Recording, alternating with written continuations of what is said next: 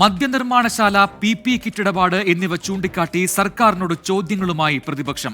കമിഴ്ന്നു വീണാൽ കാൽപ്പണം വാരുന്ന സർക്കാർ എന്നായിരുന്നു PP കിറ്റ് ഇടപാടിൽ പ്രതിപക്ഷ നേതാവിന്റെ പ്രതികരണം. ടെൻഡർ ഇല്ലാതെ അനുമതി നൽകുന്നതും അഴിമതി തന്നെയെന്ന് മദ്യനിർമ്മാണശാല പദ്ധതി ചൂണ്ടിക്കാട്ടി രമേശ് ചെന്നിത്തല പ്രതികരിച്ചു. നയപ്രഖ്യാപന പ്രസംഗത്തിന്റെ നന്ദിപ്രമേയ ചർച്ചയിലാണ് സർക്കാരിനെതിരെ അഴിമതി ആരോപണങ്ങൾ പ്രതിപക്ഷം അക്കമിട്ട് നിരത്തിയത്.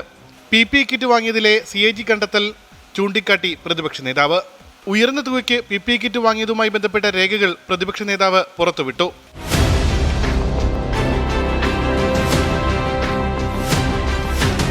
കമന്നു വീണാൽ കാൽപ്പണവുമായി പൊങ്ങുന്ന കൊള്ളക്കാരുടെ സർക്കാരായി നിങ്ങൾ മാറിയോ? എന്തൊരു അഴിമതിയാണ്, എന്തൊരു കെടുകാര്യസ്ഥതയാണ്! സാമ്പത്തികമായി നിങ്ങളെ തകർത്തി തരിപ്പണമാക്കി. മദ്യനിർമ്മാണശാല പദ്ധതിയിൽ അഴിമതിയുണ്ടെന്ന ആരോപണം പ്രതിപക്ഷ നേതാവും ആവർത്തിച്ചു. എന്തുകൊണ്ട് ഒയാസിസ് കമ്പനി മാത്രം ഇക്കാര്യം അറിഞ്ഞെന്ന് VD സതീശൻ. ടെൻഡർ ഇല്ലാതെ അനുമതി നൽകിയത് അഴിമതി തന്നെയാണെന്ന് രമേശ് ചെന്നിത്തല. ഇത്രയും വലിയൊരു പദ്ധതി അവിടെ വരുമ്പോൾ ആരും അറിയാതെ ഒരു കമ്പനിയെ വിളിച്ചിട്ട് അവർക്കത് കൊടുക്കുന്നതിലുള്ള അപാകതയും അഴിമതിയും തന്നെയാണ് ഞങ്ങൾ ചൂണ്ടിക്കാണിച്ചിട്ടുള്ളത്. സർക്കാർ ആശുപത്രികളിൽ വിതരണം ചെയ്യുന്നത് കാലഹരണപ്പെട്ടതും ഗുണനിലവാരമില്ലാത്തതുമായ മരുന്നുകളാണെന്നും പ്രതിപക്ഷം കുറ്റപ്പെടുത്തി. ആശുപത്രികളിൽ മരുന്നില്ലെന്നും ഇതിനായി നൽകാൻ പണമില്ലെന്നും VD സതീശൻ. നികുതി വരുമാനം നേടുന്നതിൽ സർക്കാർ പരാജയമെന്നും പ്രതിപക്ഷ നേതാവ് പറഞ്ഞു.